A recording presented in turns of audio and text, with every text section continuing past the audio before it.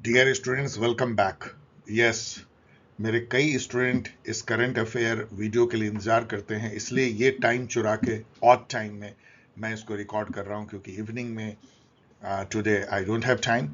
So let's have this discussion in the wee hours of the June current affair May 2024, जिसमें हम लोग चर्चा करेंगे नेशनल इंटरनेशनल सारे वो अफेयर जो मैं कैच कर पाया हूं। पहला तो यह है कि हो सकता है मेरे से छूट भी गया हो, आपके लिए मैं पढ़ता हूं पेपर, और जो मुझे लगा एग्जाम वर्दी है, मतलब एग्जाम में आ सकते हैं। इस दो क्राइटेरिया पे जो भी खड़े उतरते हैं उस पे ये सिंपल चर्चा नहीं है। यदि आप इस सीरीज को फॉलो करते हैं, हम लोग इन न्यूज के थ्रू पॉलिटिक्स को समझने की कोशिश करते हैं, पॉलिटी को समझने की कोशिश करते हैं। और आज के वीडियो में तो कितने ही कंट्री में इलेक्शन हुए हैं, इनफैक्ट 1 दर्जन से भी ज्यादा कंट्री में 2024 में इलेक्शन हो रहे हैं। बड़े बड़े कंट्री में like Mexico, south Africa, India में तो हुआ ही है, Taiwan and many many other country, और नीदरलैंड, स्पेन, और हम लोग उसमें देखेंगे अमेरिका में भी यूएस में होने वाली है।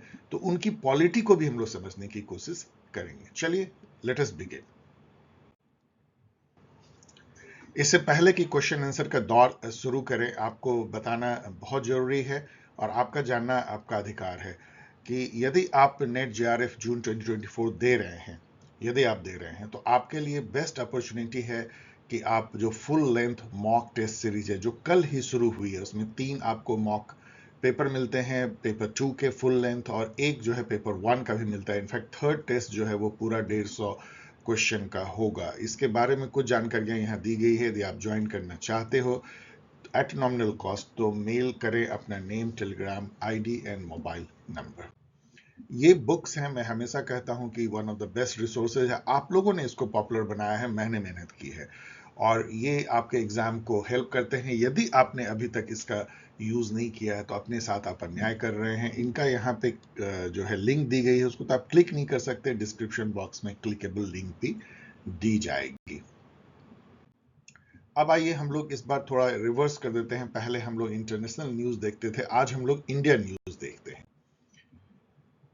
ये थोड़ा एनिमेटेड है, मीन्स मतलब मैंने पहले क्वेश्चन दिया है फिर उसका आंसर, जिससे कि आपको ये ना हो कि आंसर सामने दिख रहा है। तो चलिए इस वे में करते हैं। तो फर्स्ट क्वेश्चन मैं पूछ रहा हूं कि which Indian actor became the first Indian to win best actress at Cannes. ये हम लोगों के लिए बहुत ही सूदिंग न्यूज था, क्योंकि 2 लेडीज ने अपना जो है वुमेन पावर दिखाया केन्स फिल्म फेस्टिवल। केन के बारे में यदि आप नहीं जानते तो ऑस्कर के बाद जो सबसे प्रेस्टिजियस फिल्म अवार्ड होती है दुनिया में, इंटरनेशनल में, वो फ्रांस में केन्स शहर है उनका, वहां पे केन्स फिल्म फेस्टिवल होती है। उसमें 2 इंडियन वुमेन ने अपना परचम फहराया। उसमें से पहले जो है जिसका नाम मैं अभी ले रहा हूं वो है अनुसुईया सेनगुप्ता। अनुसुईया सेनगुप्ता, जिनका आप फोटो यहां देख सकते हैं। उनको जो है बेस्ट एक्ट्रेस का अवार्ड मिलता है द सेमलेस पिक्चर में, अनसर्टेन रिगार्ड सेगमेंट में। ऑफ कोर्स ये एक अलग सेगमेंट है, लेकिन इसमें भी जीतना बहुत बड़ी बात मानी जाती है। और उसी तरह की बात जो है ये इन्होंने कमाल किया। अब मैं पूछ रहा हूं हु इज पायल कपाडिया। इनका फोटो आप यहां देख सकते हैं, केन्स फिल्म अवार्ड के साथ ये दिख रही हैं। और इन्होंने जो है डायरेक्टर, ये फिल्म डायरेक्टर है, इन्होंने डायरेक्शन में जो है ग्रैंड प्रिक्स अवार्ड जीता अपने film all we imagine at light के लिए। तो अनुसुईया सेन गुप्ता और पायल कपाड़िया दोनों ने they have made all Indian proud bye winning such prestigious film award in this year's Cannes.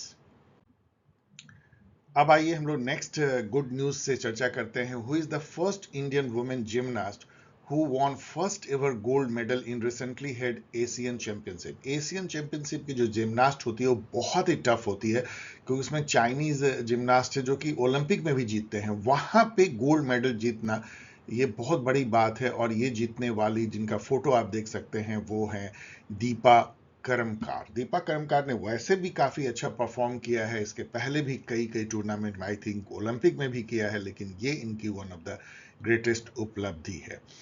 अब आइए हम लोग जो है अभी जो इलेक्शन हुए हैं इंडिया में उसके कुछ ट्रिविया को देखते हैं। इलेक्शन अभी जस्ट कंक्लूड हुए हैं, रिजल्ट निकली है।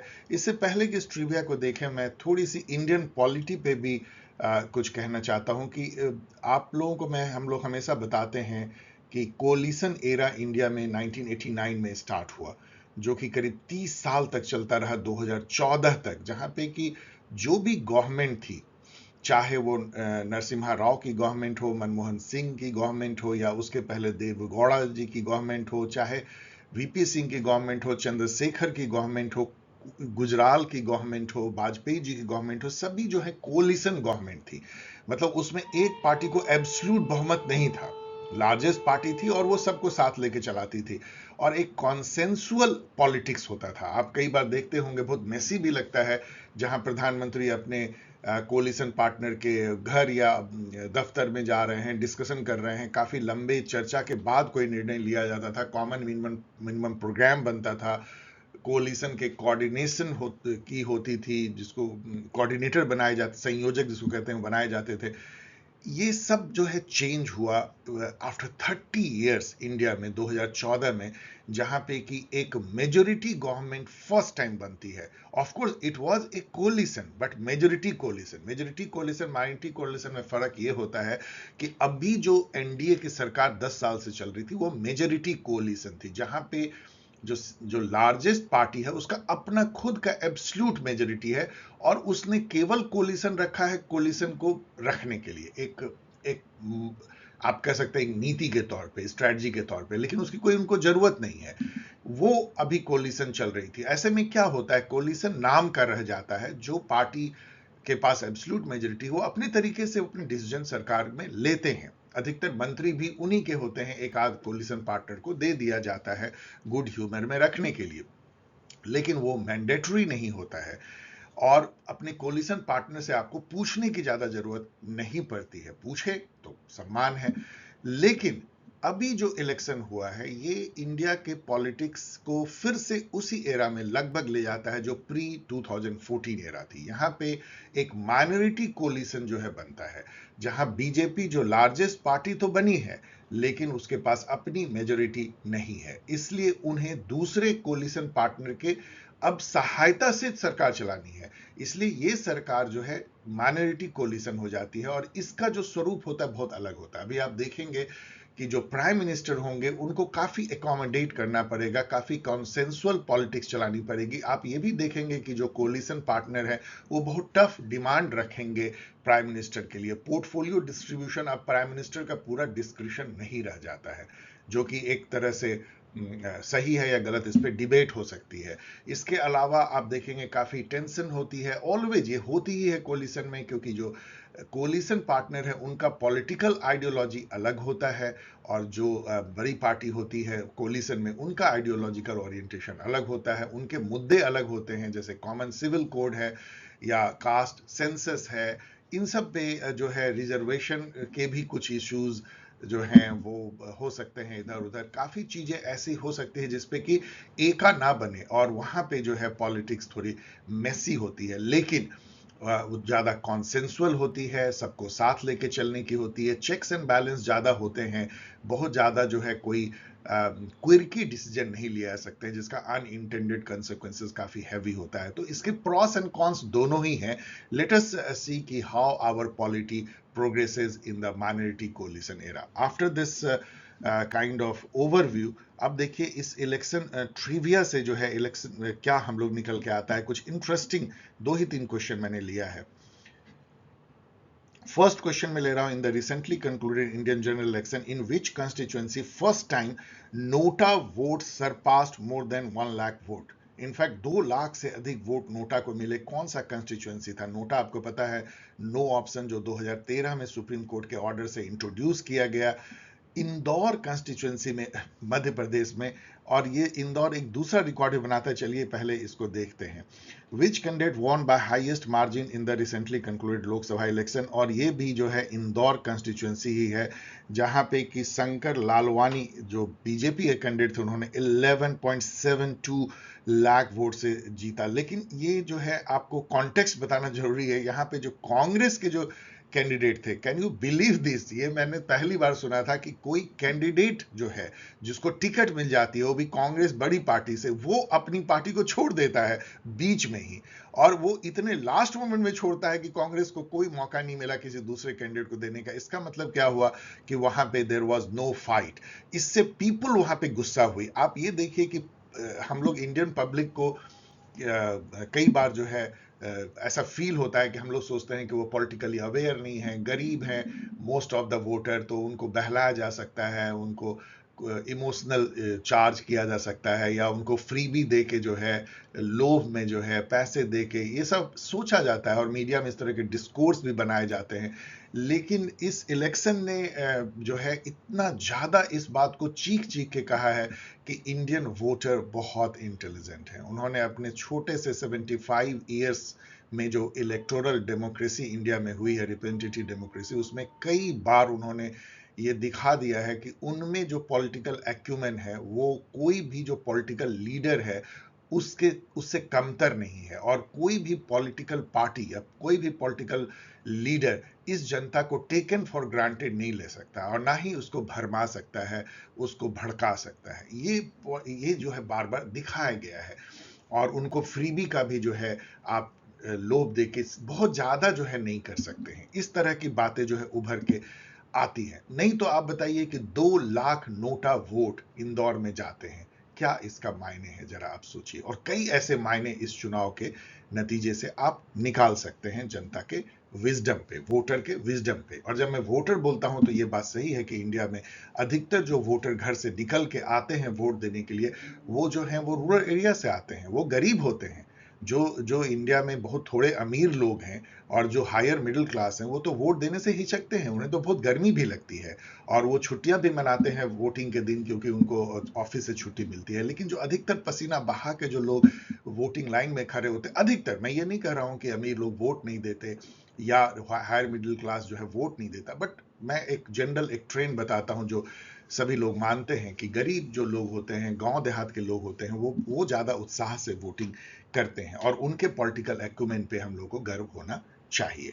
तो नोटा वोट जो है, पीपल ने वहां गुस्सा होकर के जो है 2 लाख से ज्यादा इंदौर में नोटा वोट दिया। अब आइए इसका उलट हम लोग चलते हैं कि which candidate won by lowest margin in the recently concluded Lok Sabha election. और ये भी बड़ा अजीब रिकॉर्ड है, मात्र 48 वोट से रविंद्र दत्ताराम वालकर जीतते हैं। 2 शिवसेना के बीच की ये लड़ाई थी, 2 फाड़ हो गया था शिवसेना का अभी कुछ साल पहले, जिसमें एक बाला साहेब ठाकरे के जो बेटे हैं उनकी उद्धव ठाकरे ग्रुप बनी और एक शिंदे ग्रुप बनी। शिंदे ग्रुप को ऑफिशियल जो है मान्यता भी मिली शिवसेना की। तो ऑफिशियल जो शिवसेना है उसके कैंडिडेट मुंबई नॉर्थ वेस्ट में उद्धव जो शिवसेना है उससे केवल 48 वोट से जीतते हैं। Can you believe this? क्या हार्ट ब्रोकन होता है इसमें, जो कैंडिडेट लूज करते हैं उनको कितना मुश्किल होता होगा इसको एक्सेप्ट करने, पछाने में। इसके अलावा जो है रकबुल हुसैन को भी हम लोग थोड़ा सा नाम देख सकते हैं। ये असम के धुबरी कंस्टिट्यूएंसी से 10.12 लाख वोट से जीतते हैं। शिवराज सिंह चौहान जो बीजेपी कैंडिडेट होते हैं वो भी करीब 7.5 या 8 लाख वोट से जीतते हैं। और अमित शाह जो बीजेपी कैंडिडेट होते हैं, गृह मंत्री भी हैं, वो भी जो है करीब 7.5 लाख वोट से जीतते हैं। तो ये सब जो है रिकॉर्ड मार्जिन रही है इस चुनाव में। अब आइए नेक्स्ट क्वेश्चन चलते हैं। Who is Jaya Badiga? Another good news for India, और अनदर वुमेन अपनी परचम फहराती हैं, जया बडिगा।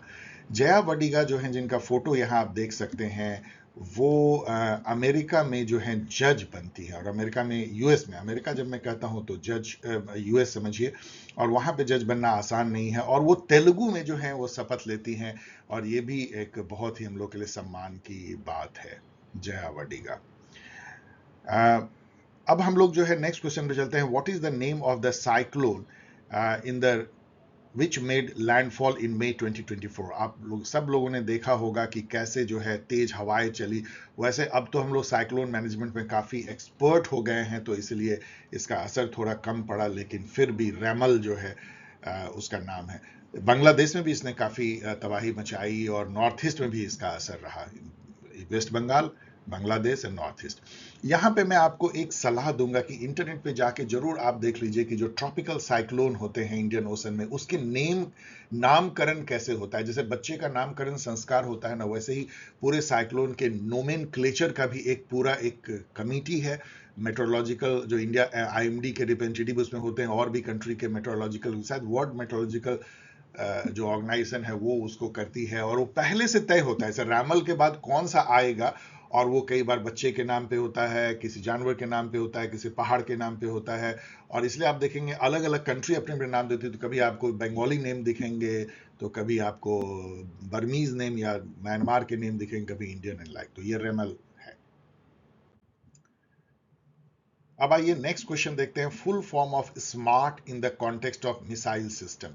ये इस टाइप के क्वेश्चन पूछे जाते हैं, इसलिए ये इसका अभी लॉन्च हुआ उड़ीसा में, जो APJ कलाम जो उन्होंने वहाँ लॉन्च सेंटर बनाया है, वहाँ से इसका किया गया। मिसाइल सिस्टम का पूरा फुल फॉर्म जो है वो है supersonic missile assisted release of torpedo. Supersonic का मतलब ये होता है कि जिसकी स्पीड साउंड की स्पीड से ज्यादा हो, तो वो मिसाइल और वो रिलीज करेगा टॉर्पीडो, जिसमें कि टॉर्पीडो किस टाइप के वेपन होते हैं देख लीजिएगा, वेरी फेमस वेपन, आप नेट पे जाके पढ़ लीजिए। तो supersonic missile assisted release of torpedo जो है, ये मिसाइल सिस्टम का उद्घाटन इंडिया ने किया, और हम लोगों के लिए, सबके लिए प्राउड की बात है। इसके बारे में यहाँ पे आप थोड़ा सा पढ़ भी सकते हैं। ये जो लॉन्च किया गया 1 मई को किया गया था, तो इसके बारे में आप और देख सकते हैं। ये फोटो भी है जहाँ पे लॉन्च हो रही है उड़ीसा से, DRDO के द्वारा, defence research development organisation. What is project Udbhav in Indian army?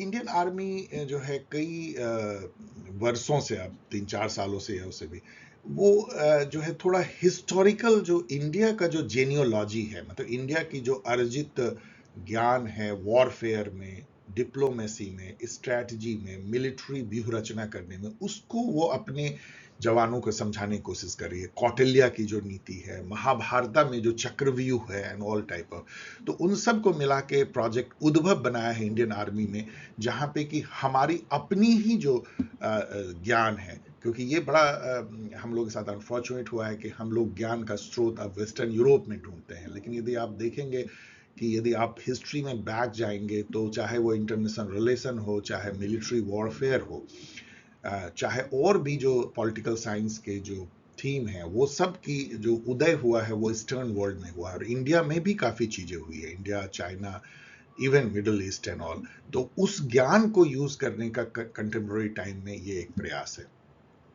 So it is integrating India's ancient strategic acumen, जो महाभारत, कौटिल्य, रामायण एंड वेदास में भी है, into contemporary military domain with a focus on making the force future ready. So Project Udbhav Indian Army to learn from tactics from Ved, Puran, Mahabharata and even Kautilya's.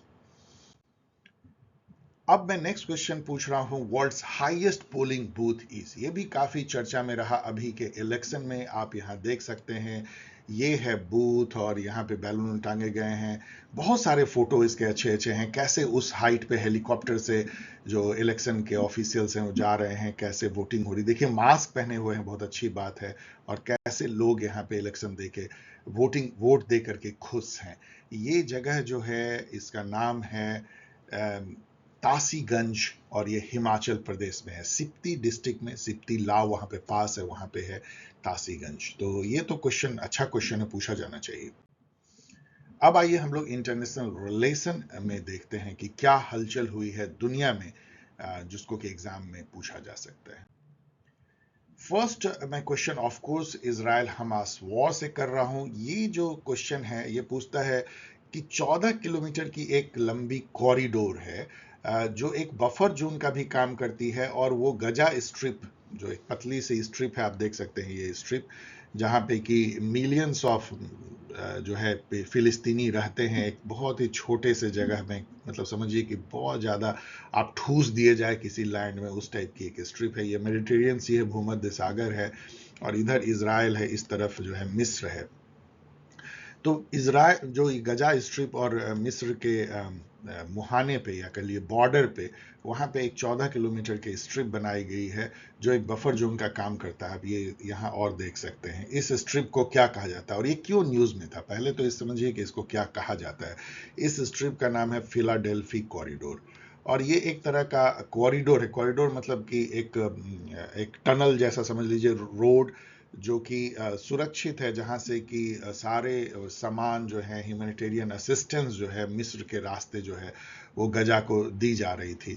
लेकिन उस पर भी खतरा मंडरा है फिलाडेल्फी कॉरिडोर पे, जब Israel ने साउथ हमास में जो है खान यूनिस और उसके इलाके में जो है राफा में, वहां पे उसके पास में जब उन्होंने अटैक करने का प्लान बनाया तो ये काफी न्यूज में आ गया था। उसके अलावा जो जितने भी बॉर्डर हैं, लाइक करीम शालोम, आप देख सकते हैं कहाँ पे है करीम शालोम। आप यहाँ देखिए इस जगह पे जो है,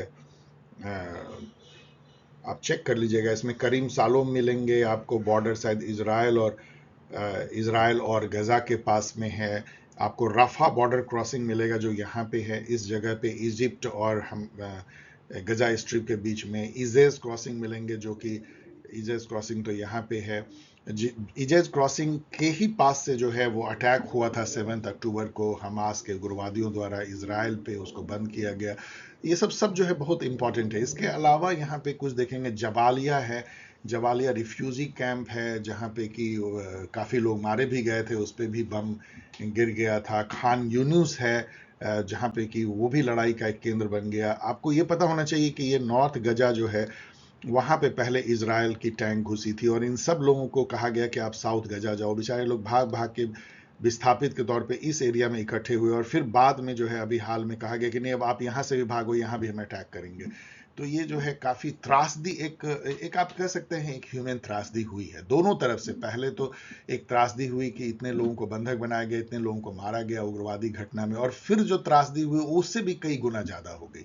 1400 लोग मारे गए, कुछ 200-300 लोग बंधक हुए और उसके बाद 35 से 40 हजार लोग मारे गए और एक पूरी कौम जो है वो तबाह कर दी गई इस नाम पे कि वहां पे जो है हमास नाम की उग्रवादी संगठन ऑपरेट करती है, जो कि फैक्ट भी है। लेकिन इसके चलते क्या वहां के सिविलियन को इतनी बड़ी सजा मिलनी चाहिए, इस पर डिबेट हो सकती है।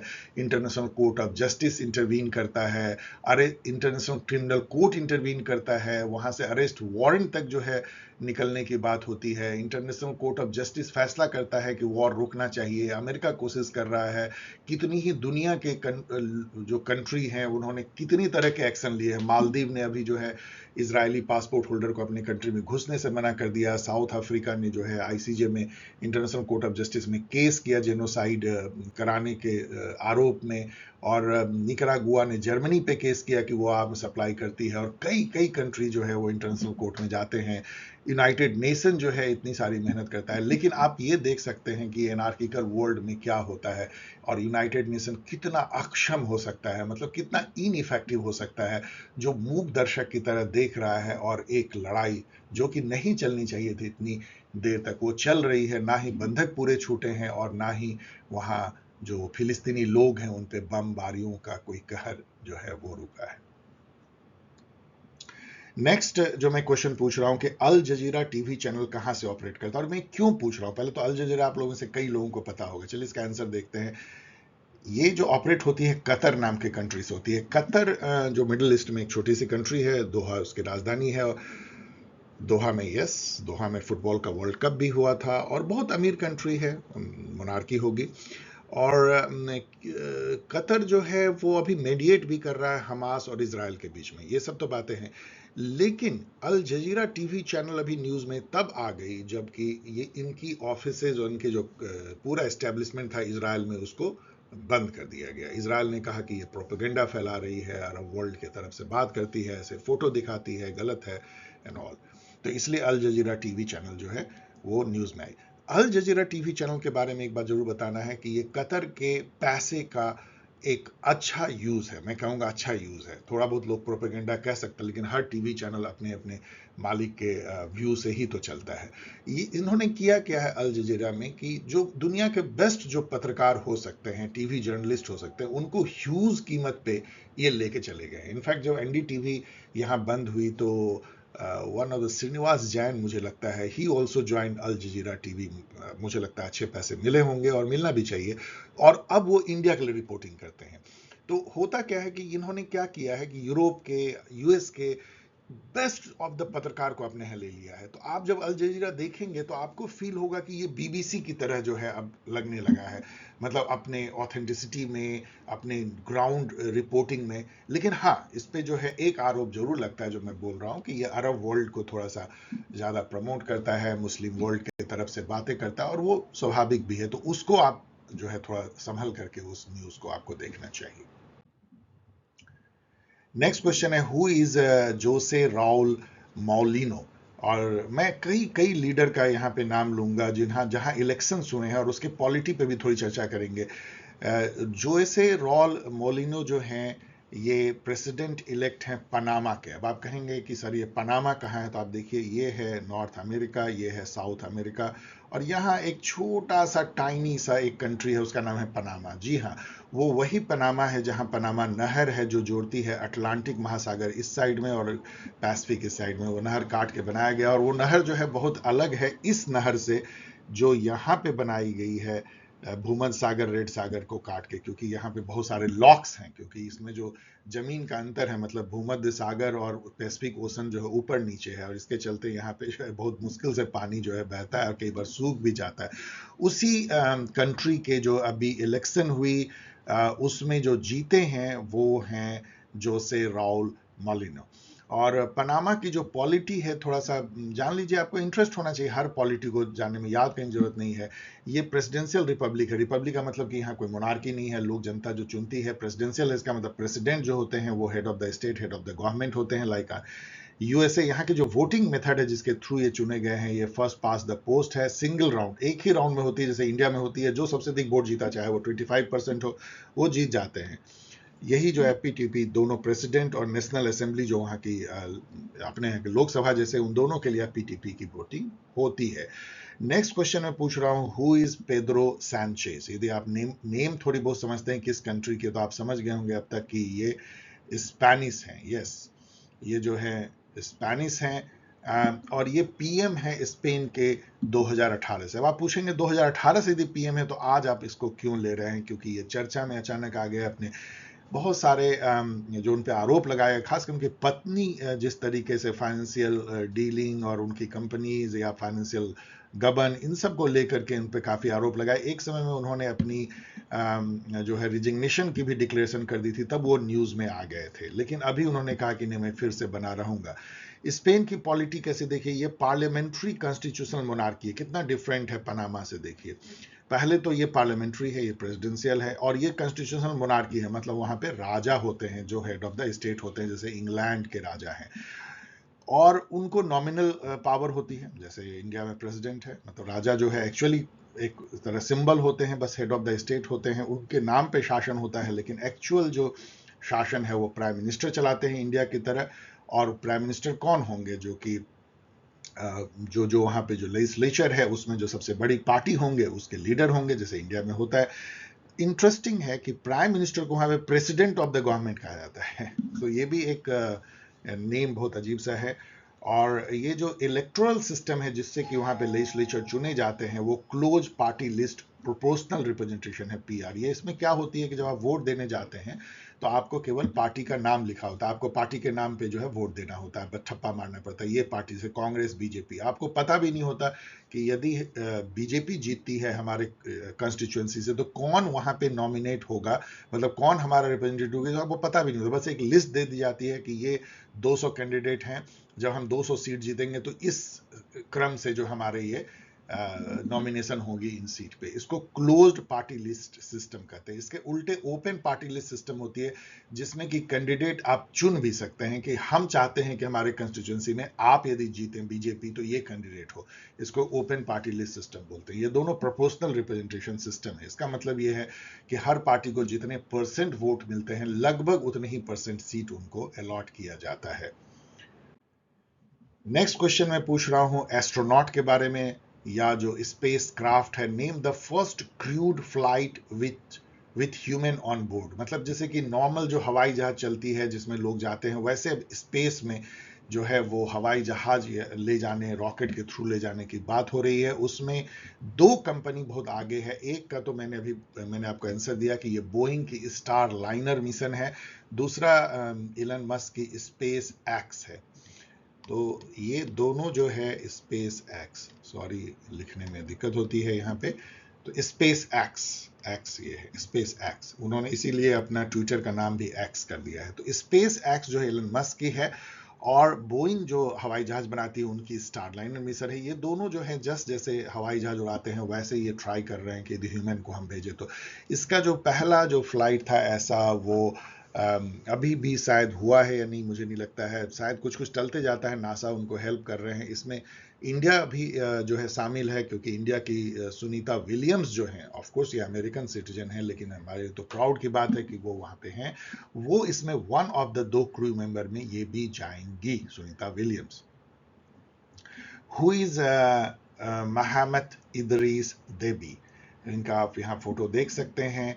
ये अभी इलेक्शन हुआ चैड में। अब आप बोलेंगे सर चैड कहाँ है, तो ये जो है अफ्रीका की मैप है। अफ्रीका के एकदम बीचों बीच में चैड नाम की कंट्री है, और वहां पे इलेक्शन होता है जो कि एक प्रेसिडेंशियल रिपब्लिक है, मतलब प्रेसिडेंशियल सिस्टम है।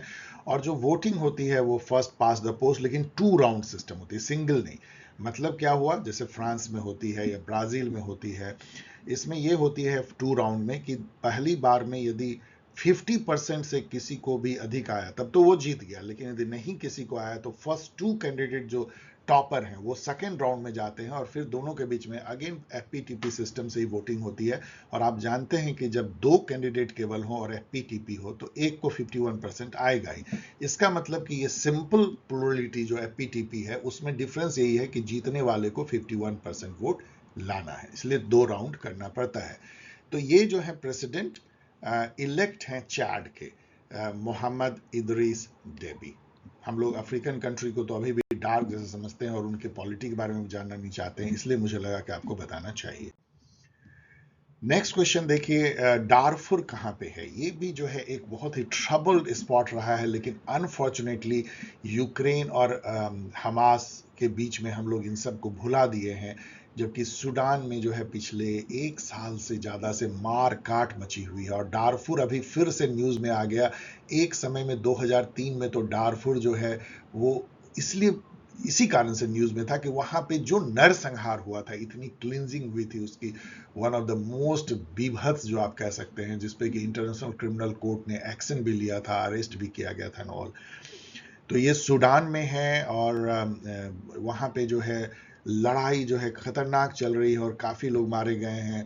वहां के 2 आर्म फोर्स है, एक का नाम एसएएफ है और दूसरे आरएसएफ है। आप समझ लीजिए कि मतलब दोनों जो विंग हैं, पैरामिलिट्री फोर्स एक है, एक रेगुलर आर्मी है, लेकिन दोनों ही स्ट्रांग है और दोनों वर्चस्व के लड़ रहे हैं और लोग मर रहे हैं। तो डारफुर इज इन सूडान। इसका आप मैप भी देख सकते हैं, ये है सूडान, अफ्रीका के किस पार्ट में है देख लीजिएगा। ये चूंकि रेड सी है तो मुझे लग रहा है ये ईस्टर्न पार्ट में है सूडान, और यहाँ पे यस, क्योंकि ये यहाँ इजिप्ट है तो यस, और वहाँ के वेस्टर्न पार्ट में यहाँ पे डारफुर है, और यहाँ पे जो नरसंहार हो रही है आप देख सकते हैं अफ्रीका के मैप में कि एकदम बिल्कुल ईस्टर्न पार्ट में सूडान है।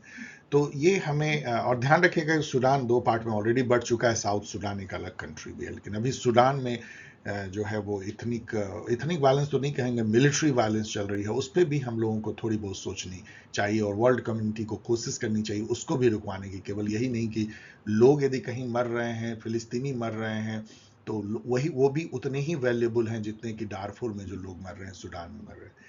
इब्राहिम रईसी आप देख सकते हैं इनका फोटो, ये बहुत ही ट्रैजिक डेथ हुआ कई और मिनिस्टर के साथ, प्रोमिनेंट लोगों के साथ एक हेलीकॉप्टर क्रैश में। मैं पूछ रहा हूं कि वो हेलीकॉप्टर किस कंट्री में बना हुआ था, क्या वो फ्रांस, यूके, यूएसए या जर्मनी का था? वो यूएसए का था। अब आप समझ सकते हैं कि यदि यूएसए का बना हुआ हेलीकॉप्टर हो और उसमें ईरान का राष्ट्रपति एक्सीडेंट में मारा जाए, तो एक कॉन्स्पिरेसी थ्योरी जन्म लेती है कि क्या यूएसए ने कहीं तो नहीं ये क्रैश करवाया, क्योंकि आपको दोनों का रिलेशन कितना टेंस्ड है पता है। इस पे यूएसए ने बयान दिया कि वो 47 साल पुरानी हेलीकॉप्टर थी, आपने उसको क्यों उड़ाया, और ये बातें चलती रही, इसलिए मैं ये क्वेश्चन पूछ रहा हूं। अब वहां पे जो है एक पहले कुछ साल पहले, इनके पहले एक प्रेसिडेंट थे, वो अभी चुनावी मैदान में आ गए, उनका नाम देख लीजिएगा, मुझे नाम याद नहीं है, टफ नेम होती है, और वो फिर से प्रेसिडेंट बनने की कोशिश कर रहे हैं, और कई और कैंडिडेट भी, अब वहां प्रेसिडेंट का इलेक्शन होगा, ईरान। नेक्स्ट क्वेश्चन मैं पूछ रहा हूं, हु इज रॉबर्ट फीको। ये एक ट्रैजिक न्यूज है, और इस तरह की न्यूज जो है अच्छी नहीं लगती है, क्योंकि इनको जो है गोली मारी गई, और ये कौन है, पीएम ऑफ स्लोवाकिया, और ये एक मीटिंग से निकलते हैं और उनको सीधे सामने गोली मारी गई। Fortunately he is still alive, struggling, hospital में है। स्लोवाकिया यदि आप देखेंगे तो पहले जो चेकोस्लोवाकिया होती थी, अगेन इसका ऑलवेज मजाक बनाया जाता है कि स्पेलिंग इतनी टफ होती है, चेकोस्लोवाकिया, तो अब वो जो है दो पार्ट में कई सालों से बढ़ चुकी है। एक चेक रिपब्लिक है जिसकी राजधानी प्राग है, और एक स्लोवाकिया है जो कि अलग कंट्री है, उसके पीएम हैं रॉबर्ट फीको, और इनको गोली लगी है। So who is Robert Fico, the Slovak PM shot at after government meeting. ये न्यूज आइटम है जिसके बेसिस पे मैंने बनाया है। International criminal court prosecutor requested arrest warrant against which world leader. ये तो इतना न्यूज बन गया। इंटरनेशनल क्रिमिनल कोर्ट के बारे में सब कुछ पढ़ लीजिएगा इंटरनेट पे जाके। ये हेग में जो है ये संस्था है, ये जो 1998 में रोम स्टैट्यूट हुआ था, इंडिया ने उसको साइन नहीं किया, उसके बेसिस पे बनी है। ये बेसिकली इंडिविजुअल को प्रोसिक्यूट करती है यदि उन्होंने कोई वॉर क्राइम किया हो, जेनोसाइड किया ऑन ऑल। और इसमें जो केस दर्ज की गई, कई कंट्री ने इसमें केस दर्ज किया था कि इजराइल के जो लीडर हैं उनके अगेंस्ट में, हमास के लीडर के अगेंस्ट में भी, और अभी जो वहाँ के प्रोसिक्यूटर थे मिस्टर करीम, उनका नाम भी मैंने पूछा है, उन्होंने अरेस्ट वारंट रिक्वेस्ट किया है आईसीसी से। किसके अगेंस्ट में, नाम देखिए, PM Benjamin Netanyahu of Israel. आप समझ सकते हैं इससे क्या हंगामा मचा होगा और कितना जो है इजराइल ने इस पे कड़ी प्रतिक्रिया दी होगी। ऑफ कोर्स 3 हमास के जो टॉप लीडर हैं उनके अगेंस्ट में भी, उनके जो डिफेंस मिनिस्टर हैं इजराइल, उनके अगेंस्ट में 5 लोग अगेंस्ट में अरेस्ट वारंट की बात है, अभी तक निकली नहीं है। So expert explains why the ICC prosecutor has asked for an arrest warrant against Netanyahu and what could happen now. अब आप समझिए कि what could happen now, इसलिए लोग पूछते हैं कि इसके पहले पुतिन के अगेंस्ट भी अरेस्ट वारंट आईसीसी ने निकाला था बाकू में, जब लाशों का ढेर बच्चों मिला था। लेकिन क्या हुआ, पुतिन को कोई गिरफ्तार किया? वर्ल्ड में एनार्की होती है, कोई वर्ल्ड गवर्नमेंट नहीं है, वो कोई वर्ल्ड पुलिस नहीं है, यूनाइटेड नेशन कोई वर्ल्ड गवर्नमेंट नहीं, कौन अरेस्ट करेगा? मान लीजिए अरेस्ट वारंट निकलती है लेकिन कोई सरकार ही नहीं है, तो वो ऐसे ही पेपर पड़ा रहेगा, उसका कोई मान्यता नहीं है। लेकिन इसकी हाँ मोरल मान्यता है, क्योंकि यदि आपके अगेंस्ट में अरेस्ट वारंट है मान लीजिए, तो उनका जो इंटरनेशनल मूवमेंट होता है रिस्ट्रिक्टेड हो जाता है, उनकी थोड़ी लेजिटिमेसी घट जाती है, और उनको थोड़ा बुरा तो लगता ही है। नेक्स्ट क्वेश्चन देखिए, which 3 European countries have recently accorded the recognition to Palestinian state. ये बहुत बड़ी घटना थी। वैसे तो 145 कंट्री जो है पैलेस्टीनियन स्टेट को जो है मान्यता देते हैं। अब ये बात कहां से आती है कि जब अरब इजराइल में बंटवारा हुआ फिलिस्तीनी लैंड को लेके, जो एक समय में इंग्लैंड शासित थी, 1948 में एक रिजोल्यूशन पास होता है 1947 में, और 48 में इजराइल बनती है। उस समय से ये था कि 2 स्टेट साइड बाय साइड बनेगी उसी जमीन पे, फिलिस्तीनी जमीन पे, एक फिलिस्तीनी स्टेट और एक ज्यूइश स्टेट इजराइल। लेकिन आज तक वो फिलिस्तीनी स्टेट नहीं बन पाई। इसको जो है पावर इम्बैलेंस आप कह सकते हैं, क्योंकि ये वर्ल्ड जो है वेस्टर्न वर्ल्ड के द्वारा डोमिनेटेड है। इजराइल जो है उनको सपोर्ट है, और अरब को उस तरह का सपोर्ट नहीं, अरब आपस में डिवाइडेड भी हैं। इसको लेकर के और कई सारे आप समझ लीजिए कन्फ्लिक्ट एंड वॉर के चलते जो सिचुएशन बनी है, उससे आज भी फिलिस्तीनी अपने स्टेट के लिए तरस रहे हैं। लेकिन फिर भी 145 कंट्री फिलिस्तीनी स्टेट को रिकॉग्नाइज करते हैं, लेकिन वेस्टर्न यूरोप के अधिकतर कंट्री नहीं करते हैं। और 3 वेस्टर्न यूरोप के कंट्री कौन कौन है देखिए, स्पेन, आयरलैंड एंड नॉर्वे, इन्होंने घोषणा कर दी कि अब हम भी जो है फिलिस्तीनी स्टेट को मान्यता देते हैं। जैसे ही आप फिलिस्तीनी स्टेट को मान्यता देते हैं, तो आपके यहाँ जो एक ऑफिस होता है कोऑर्डिनेशन का, फिलिस्तीनी जो नेशनल अथॉरिटी है, वो एम्बेसी में बदल जाती है। उसके जो चीफ होते हैं वो एम्बेसडर कहलाने लगते हैं, और फुल डिप्लोमेटिक आप उनको इज्जत देने लगते हैं, लाइक ए सॉवरेन स्टेट। तो इसका जो महत्व है वो मोरल ज्यादा है, सिंबॉलिक ज्यादा है कि हाँ हम आपके सपोर्ट में हैं। हु इज करीम ए खान केसी, आप इनका फोटो देख सकते हैं।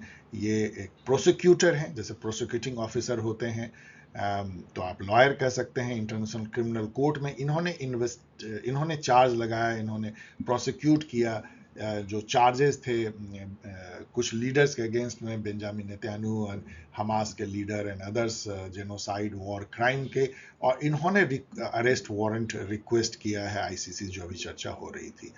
So he is prosecutor of ICC, who requested arrest warrant against Israeli PM, defense minister, and 3 top Hamas leader.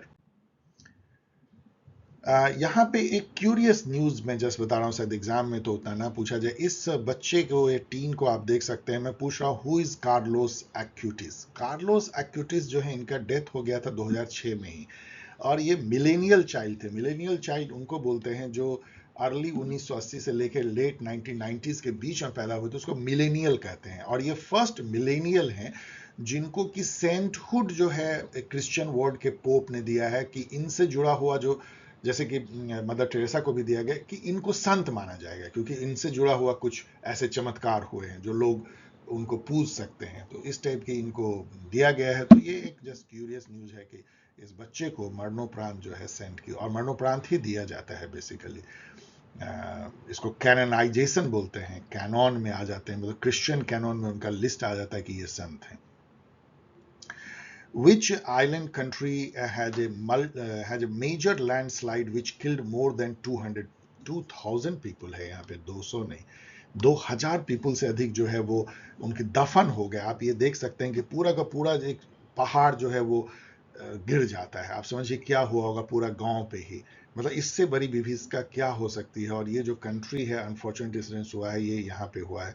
एक आइलैंड है न्यू गिनिया का, ये 2 पार्ट में है. उसके जो ईस्टर्न पार्ट में एक कंट्री है, उसका नाम है पापुआ न्यू गिनिया, जिसको कि हम शॉर्ट में जो है पीएनजी कहते हैं, पापुआ न्यू गिनिया, पीएनजी. और इसकी इसी आइलैंड की जो न्यू गिनिया की ईस्टर्न पार्ट जो है वो इंडोनेशिया कंट्री का पार्ट है. ध्यान रखिएगा, बड़ा इंटरेस्टिंग. और ईस्टर्न पार्ट जो है वो एक अलग कंट्री है, PNG, Papua new Guinea. Australia के ठीक ऊपर में है, पैसिफिक और इंडियन ओशन के बीच में कह सकते हैं, या पैसिफिक ओशन भी कह सकते हैं. और वहां पे ये लैंडस्लाइड हुई है. इसके कारणों की जांच की जा रही है, कैसे इतना बड़ा लैंडस्लाइड हो सकता है. नेक्स्ट क्वेश्चन में पूछ रहा हूं, which will become the first Central Asian country to have civil nuclear power plant with the help of Russia. अभी तक किसी सेंट्रल एशियन कंट्री, मतलब सब सेंट्रल एशियन कंट्री बोलते हैं तो 5, कजाकिस्तान, तुर्कमेनिस्तान, किर्गिस्तान, उज्बेकिस्तान, ये जो है, जहां जो जो पहले रसिया यूएसएसआर के पार्ट होते थे, वहां पे कहीं पे भी कोई सिविल न्यूक्लियर पावर प्लांट नहीं है. और पहला जो कंट्री बन रही है वो बन रही है उज्बेकिस्तान, जो रसिया के हेल्प से जो है वहां पे न्यूक्लियर पावर प्लांट बनाई जाएगी. Interesting but good news. Next question है, 4th UN conference of A small island developing state, जिसको SIDS4 बोलते हैं. तो ये भी याद कर लीजिए कि the conference of A small island developing country, small island developing country, जो कि 4th हुआ है, तो SIDS4 ये कहाँ पे हुआ. तो ये हुआ है सेंट जॉन्स, जो कि कैरिबियन में है, एंटीगा एंड बारबुडा की राजधानी है. इस शहर में जो है ये कॉन्फ्रेंस यूएन के तत्वाधान में, यूएन एजीज में हुआ है. और स्मॉल आइलैंड डेवलपिंग स्टेट की जो सबसे बड़ी चिंता है, जिसपे कि इस मीटिंग में भी बात की गई, वो है कि ग्लोबल वार्मिंग से हमारा क्या होगा, क्योंकि कई स्मॉल आइलैंड कंट्री का तो अस्तित्व ही खत्म हो सकता है, वो उस पर पानी गुजर सकता है. इसके बारे में थोड़ा यहाँ पे पढ़ लीजिएगा. नेक्स्ट क्वेश्चन आइए, Ukraine peace summit is being organised in June 2024 in which country. आपको पता है यूक्रेन में क्या हो रहा है, वहां पे पीस के लिए जो एक चल रही है एक प्रयास, उसमें स्विट्जरलैंड आगे आता है, और वहां पे पूरी दुनिया के लीडर जुट करके चर्चा करेंगे कि कैसे जो है वहां पीस लाया जाए. लेकिन जिसको होना चाहिए वही नहीं है, पुतिन ही वहां पे नहीं है. तो बताइए क्या पीस आएगी, कैसे आएगी. नेक्स्ट क्वेश्चन मैं पूछ रहा हूं इस जेंटलमैन के बारे में. इसके पीछे देख के आपको समझ में आ गया होगा, who is Sam Altman. Sam Altman अभी जो है बिल गेट्स की तरह कह लीजिए, या स्टीव जॉब की तरह जो है फेमस होते जा रहे हैं, या आप कहिए मार्क जुकरबर्ग की तरह, या सर्जेई ब्रिन की तरह ये फेमस होते जा रहे हैं. क्यों? क्योंकि जैक डोरसी भी उसमें आते हैं, क्योंकि ये चैट जीपीटी के क्रिएटर हैं. ये जिन्होंने वर्ल्ड में तहलका मचा दिया है. जो कंपनी जिसको ये लीड करते हैं उसका नाम है ओपन एआई मतलब आर्टिफिशियल इंटेलिजेंस, और जो चैट जीपीटी की ओन करते हैं. इसलिए इनका अभी खासा, इनको लेके इतना सारा न्यूज है कि आप बहुत कुछ पढ़ सकते हैं, कहाँ ये जाएंगे, एक समय हुआ चैट जीपीटी छोड़ देंगे और कहीं दूसरी कंपनी ज्वाइन करेंगे. All Sam Altman. Next question मैं पूछ रहा हूं ताइवान से कि हु इज लाई चिंग। लाई चिंग का फोटो यहां देख सकते हैं। ये नए जो हैं ताइवान के प्रेसिडेंट नियुक्त हुए हैं। और इसके पहले जो है साइंग वेन थी। साइंग वेन भी उन्होंने बहुत बहादुरी से चाइना के जो एक तरह से कहिए धमकाने को या जो उसके मूव थे मिलिट्री, उसको उन्होंने फेस किया। आपको पता होना चाहिए चाइना ताइवान की मैंने कई बार बताई है, लेकिन एक दो लाइन में अभी ज़्यादा नहीं बोलेंगे कि ये बेसिकली पूरी दुनिया इसको ताइवान जो आइलैंड है चाइना मेन लैंड से साउथ में, साउथ चाइना सी के क्रॉस, उसको जो है वो मानती है कि वो चाइना का ही पार्ट है, लेकिन ये भी कहती है कि वहाँ पे एक इंडिपेंडेंट डेमोक्रेटिक गवर्नमेंट है, उसको रहने दिया जाए, वो चाइनीज गवर्नमेंट के अंदर में नहीं आती है। तो इसको वन स्टेट थ्योरी या वन नेशन थ्योरी, तो वन स्टेट थ्योरी तो कहते हैं कि लेकिन टू सिस्टम, मतलब कि उसको छोड़ दीजिए, आप इंडिपेंडेंट रहने दीजिए, अपने तरीके से वहाँ के पीपल यदि शासन करना चाहते हैं डेमोक्रेटिक, तो उसको आप क्यों डिस्टर्ब कर रहे हैं। चाइना का मानना है कि ऐसा हम क्यों होने देंगे, वो हमारा टेरिटरी है तो हमारे अंदर रहेगा, जैसे भी हम चाहें उसको करें। इस बात को लेकर चाइना और वेस्टर्न वर्ल्ड में तानातानी चलती है। ताइवान अपने इंडिपेंडेंस मतलब इंडिपेंडेंट सिस्टम को लेके वो बहुत ज़्यादा सजग है और वो नहीं चाहता किसी भी तरह के से चाइना में विलय उनके लोग, और इसको लेकर के वो अपनी मिलिट्री लड़ने के लिए भी तैयार है, उसको अमेरिका हेल्प करता है और ये सारी चीज़ें चलती रहती। एक समय में आपको बता दें कि बड़ी अजीब बात हुई थी 1972 या 3 के पहले या 71 के पहले कि ताइवान एक छोटा सा आइलैंड कंट्री, उसको जो है चाइना माना जाता था। वेस्टर्न वर्ल्ड ने ये मानने से इनकार कर दिया था कि चाइना चाइना है, वो कहते थे कि ताइवान ही चाइना है, और उसी को परमानेंट मेंबर की भी उपाधि दी गई थी। तो चाइना आइसोलेशन में रहता था। बाद में जब चाइना निकल के आया बाहर 70s में, Richard Nixon and Henry Kissinger सबके टाइम में, तो फिर उसको पूरी जो है मान्यता दी गई और उसको फिफ्थ जो है वो veto power and permanent membership दी गई। और तब से जो है ये तानातानी चल रही है ताइवान और चाइना की। और इसका और भी यदि हिस्ट्री देखिएगा तो वो इसलिए हुआ था कि जो सुन यात सेन थे और फिर बाद में चेंग काई शेक, जो कि एक नेशनलिस्ट कॉमनतांग बोलते हैं, वो उनके बीच में और कम्युनिस्ट के बीच में लड़ाई हुई थी। पहले वो शासन करते थे वहाँ पे चाइना में, लेकिन जब माओ जेदांग ने कब्जा जमाया तो वो भाग करके चैंग काई शेक जो है वो ताइवान में उन्होंने अपनी सरकार बनाई और उन्होंने डिक्लेयर किया कि हम गवर्नमेंट इन एक्साइल है, चाइनीज गवर्नमेंट इन एक्साइल, और उसको वेस्टर्न वर्ल्ड ने उस तरह से मान्यता दी। ये ताइवान की हिस्ट्री है। उस समय से ताइवान जो गवर्नेंस में या गवर्नमेंट में वो सेपरेट है चाइना से और अपने को अलग कंट्री मानता है। नेक्स्ट क्वेश्चन देखिए, हु इज डिक स्कूफ। तो डिक स्कूफ जो है ये नेदरलैंड के नेक्स्ट प्राइम मिनिस्टर। आप देख सकते हैं कितनी कंट्री में इस मंथ में इलेक्शन हुए हैं। तो नेदरलैंड की जो पॉलिटी है, आप डिक स्कूफ यहाँ पे हैं। और यहाँ की जो नीदरलैंड जो है एक पार्लियामेंट्री कॉन्स्टिट्यूशनल मोनार्की, मतलब यहाँ भी राजा होते हैं जो किंग या क्वीन, वो जो है नॉमिनल हेड होते हैं, लेकिन जो असली जो गवर्नमेंट के हेड होते हैं वो प्राइम मिनिस्टर होते हैं। और States General of the Netherlands, the supreme bicameral legislature, वहाँ के जो पार्लियामेंट का नाम स्टेट जनरल है। और इसमें दो हाउस होते हैं, बाइकैमरल है तो सीनेट अपर हाउस और house of representative lower house, जैसे अपने यहाँ लोकसभा है।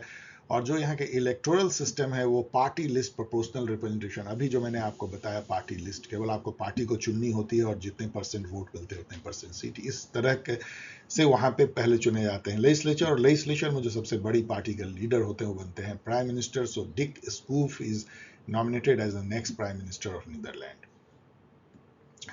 Who is Diana Boluarte. Diana Boluarte यहाँ पे दिखती हैं, ये भी एक राष्ट्राध्यक्ष हैं। कहाँ के हैं ये? पेरू की जो है प्रेसिडेंट है दिसंबर 2022 से। पेरू कहाँ है? ये साउथ अमेरिका है, इधर जो है सेंट्रल अमेरिका, उधर नॉर्थ अमेरिका होगी। और यहाँ देखिए पेरू आता है, मतलब एंडीज पर्वत श्रृंखला है, यहाँ से यहाँ पेरू के नीचे चिली आती है। और पेरू क्यों इंपॉर्टेंट है? क्योंकि यहीं पे जो है अल नीनो और ना नीना इफेक्ट होता है पेरू के कोस्ट पे। इससे हम पेरू हमारे से भी जुड़ा हुआ है, हमारे मॉनसून का एक तरह का वो कंट्रोलर है, मॉनसून की नर्व सेंटर पेरू के ऑफ कोस्ट पे है। तो पेरू जो कंट्री है उसकी डीना बोलरेट जो है वो प्रेसिडेंट है। क्यों न्यूज में आई? बड़ा क्यूरियस न्यूज था। अपने ही प्रेसिडेंट के घर में वहाँ की जो इन्वेस्टिगेटिंग एजेंसी है वो छापा डालती है और कहती है कि इन्होंने गबन किया है। और वो भी गबन क्या है, मतलब डिफॉल्केशन, कि इन्होंने बहुत सारे महंगे रॉलेक्स वॉच जो हैं वो इन्होंने गिफ्ट में एक्सेप्ट किया है, जो कि बेईमानी है। इसको रोलेक्स वॉच स्कैम या गेट भी कह सकते हैं। और डीना बॉलरेट बहुत ही ट्रबल में आई। इन्होंने जो है टीवी पे आके कहा कि नहीं, मैंने कोई बेईमानी नहीं की, मैंने अपने मेहनत से अर्न किया है इन वॉचेस को। लेकिन लोग मानने को तैयार नहीं, इनकी पॉपुलैरिटी भी काफ़ी गिर गई। इसमें मुझे एक क्यूरियसिटी, ये मतलब एक क्यूरियस कंपैरिजन लगा कि इसी तरह के कंपैरिजन एक टाइम में जयललिता जी के साथ की गई थी, जहाँ पे कि टीवी में उनके जूतों को दिखाया जाता था कि उनके पास सैकड़ों जो है तरह के फैंसी जूते हैं। उसी तरीके से इनके वॉच को फ्लैश किया जाता है टीवी पे कि देखिए इनके पास कितने सैकड़ों रोलेक्स वॉचेज हैं, कहाँ से लाती। Like that trivia. Next G7 summit in June is in. तो जो G7 आप जानते हैं, 7 देशों का जो सबसे अमीर देश जो है उनका समूह है, उनकी जो बैठक हो रही है जून में, वो कहाँ हो रही है मैं पूछ रहा हूँ। ये हो रही है पुगिलिया, इटली में 13 से 15 जून के बीच में। उनके पास बहुत कुछ डिस्कस करने को है। यूक्रेन की वॉर चल रही है, हमास इजराइल के बीच में अभी भी संधि नहीं हुई है, ग्लोबल वार्मिंग का खतरा है ही, एंड मेनी अदर इशूज कि कैसे जो है पोस्ट पैंडेमिक वर्ल्ड को लीड किया जाए। नेक्स्ट क्वेश्चन मैं साउथ अफ्रीका से पूछ रहा हूँ, अनदर कंट्री जो मई में इलेक्शन में जाती है। और मैं पूछ रहा हूँ विच party won the parliamentary general election in south Africa which is held recently. इसका आंसर है कोई भी पार्टी नहीं जीत पाई। जस्ट इंडिया जैसी हुई कि वहां भी अफ्रीकन नेशनल कांग्रेस जो प्राइम पार्टी है, जब वहां पर थाइड खत्म हुआ 90s में, नेल्सन मंडेला की पार्टी, वो पहली बार 30 साल में बहुमत नहीं ला पाई। और अब उनको कोलिशन बनाना पड़ेगा जिसके लिए कि टॉक्स चल रहे हैं। तो ये वहां भी इंडिया जैसी ही सिचुएशन है। पॉलिटी जो साउथ अफ्रीका की वो है पार्लियामेंट्री रिप्रेजेंटेटिव डेमोक्रेटिक रिपब्लिक है। तो पार्लियामेंट्री है और रिपब्लिक है, मतलब कोई राजा नहीं होता है, पीपल चुनते हैं। Prime minister head of the state and executive and is elected by the national prime minister. थोड़ा चेक कर लीजिएगा, मैं थोड़ा सा कंफ्यूज हूँ कि ये प्राइम मिनिस्टर यहाँ पे होते हैं या प्रेसिडेंट होते हैं। जस्ट चेक कर लीजिएगा कहीं ये कोई कॉपी पेस्ट का एरर तो नहीं है। मैं इसको अभी छोड़ रहा हूँ, आप इसको पढ़ लीजिएगा, नेट पे भी देख लीजिएगा कि south polity of south Africa क्या है, ठीक से पढ़ लीजिए। बट जरूर पढ़ना चाहिए। जहाँ भी आप इलेक्शन का न्यूज़ देखते हैं, मैं इसलिए कंफ्यूज कर रहा हूँ, मुझे लग रहा है कि थोड़ी गलती है, शायद प्रेसिडेंशियल है, या आप थोड़ा चेक कर लीजिएगा। नेक्स्ट क्वेश्चन मैं पूछ रहा हूँ, हु इज क्लॉडिया शेनबॉम। ये इन्होंने हिस्ट्री बनाया है। क्या हिस्ट्री बनाया है? मैक्सिको के 200 साल के इतिहास में ये पहली वुमेन प्रेसिडेंट बनी है। कितनी बड़ी बात है। क्लॉडिया शेनबॉम, इनका फोटो आप यहां देख सकते हैं। अभी मैक्सिको में भी इलेक्शन हुआ है, कमाल की बात है, कितनी कंट्री में इलेक्शन हुआ है इंडिया के साथ में। सो मैक्सिको की पॉलिटी क्या है? Federal presidential democratic Republic. पहला तो ये फेडरल है, यूनिटरी नहीं है इंडिया की तरह, प्रेसिडेंशियल है अमेरिका की तरह, और रिपब्लिक है जैसे हम लोग हैं या यूएसए है, कोई राजा रानी इंग्लैंड की तरह नहीं है। President is the head of the state and executive, क्योंकि प्रेसिडेंशियल सिस्टम ये होता है, कोई सेकेंड टर्म प्रेसिडेंट को नहीं दिया जाता है, मतलब एक बार ही आप प्रेसिडेंट रह सकते हैं। इस तरह की बात शायद इंडिया में भी करने की जरूरत है। पार्लियामेंट जो है वहां की कांग्रेस कहलाती है, यूएसए से लगता है इन्फ्लुएंस्ड है। और उसका हेड जो अपर हाउस है सीनेट है, जस्ट लाइक यूएसए। और लोअर हाउस जो है वहां पे people represent house of representative कहलाते हैं। यहाँ पे जो है चैम्बर ऑफ डिप्टीज कहलाते हैं।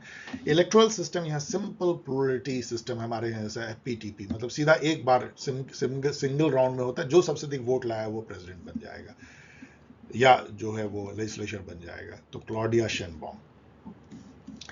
2 days meeting of foreign minister of NATO took place on 31 में कहाँ हुआ? वेयर, मैं ये पूछ रहा हूँ। तो NATO आपको पता है कि वो अभी भी काफ़ी इंपॉर्टेंट है, उसकी मेंबरशिप भी बढ़ते जा रही है, और NATO के ईस्ट वार्ड एक्सपेंशन को लेके ही यूक्रेन का वॉर भी हो रहा है।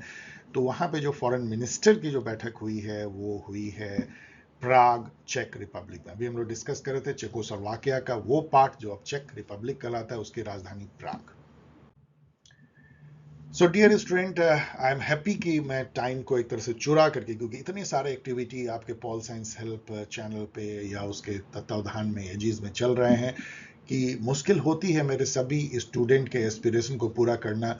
लेकिन मैं पूरी ताकत से कोशिश कर रहा हूँ। आई होप कि आप सब लोग इस चीज़ को महसूस कर रहे होंगे कि हर एग्ज़ाम के लिए मैं कोशिश कर रहा हूँ, और इसलिए कर रहा हूँ क्योंकि मुझे बहुत मज़ा आता है, और इसलिए भी कि आप लोग इतना प्यार और स्नेह देते हैं। जब आपके मेल मिलते हैं तो मुझे लगता है कि नहीं, थोड़ा और कम सोना चाहिए, थोड़ा देर से सोना चाहिए, मुझे और मेहनत करनी चाहिए। तो ये प्यार बनाए रखिए, जिससे कि सबको ये विन विन सिचुएशन है फॉर ऑल।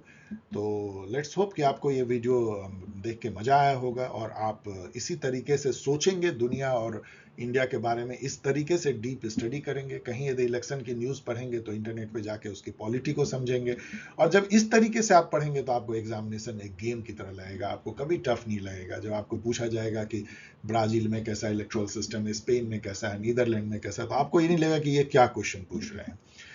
एंड आपको बताना है कि यदि आप क्रैश कोर्स ज्वाइन करना चाहते हैं CIPET, CPG, Allahabad university and other PG entrance test की, तो अभी भी वो आपके लिए मौका ओपन है 1 महीने के लिए। आप paulsciencehelp@gmail.com पे अपना name, Telegram ID, mobile number लिख सकते हैं नॉमिनल कॉस्ट पे। और यदि आप फुल लेंथ मॉक पेपर देना चाहते हैं जून 18 को जो नेट जेआरएफ के एग्जाम है, तो आप अभी भी ज्वाइन कर सकते हैं। फर्स्ट मॉक पेपर कल ही हुआ है जो लाइव है, आप यदि ज्वाइन करते हैं तो आप उसको भी ले सकते हैं। इसमें 3 मॉक पेपर होंगे, जो कि थर्ड मॉक पेपर 1 का भी होगा। यदि इसको ज्वाइन करना चाहते हैं नॉमिनल कॉस्ट, तो आप name, Telegram ID, mobile number paulsciencehelp@gmail.com same दोनों में आप कर सकते हैं। इस तरीके से आप मुझसे सवाल पूछ सकते हैं, मैं भरसक कोशिश करता हूं आपके क्वेरीज के जवाब देने की। चलिए मिलते हैं एक और वीडियो के साथ, तब तक के लिए टेक केयर, बाय।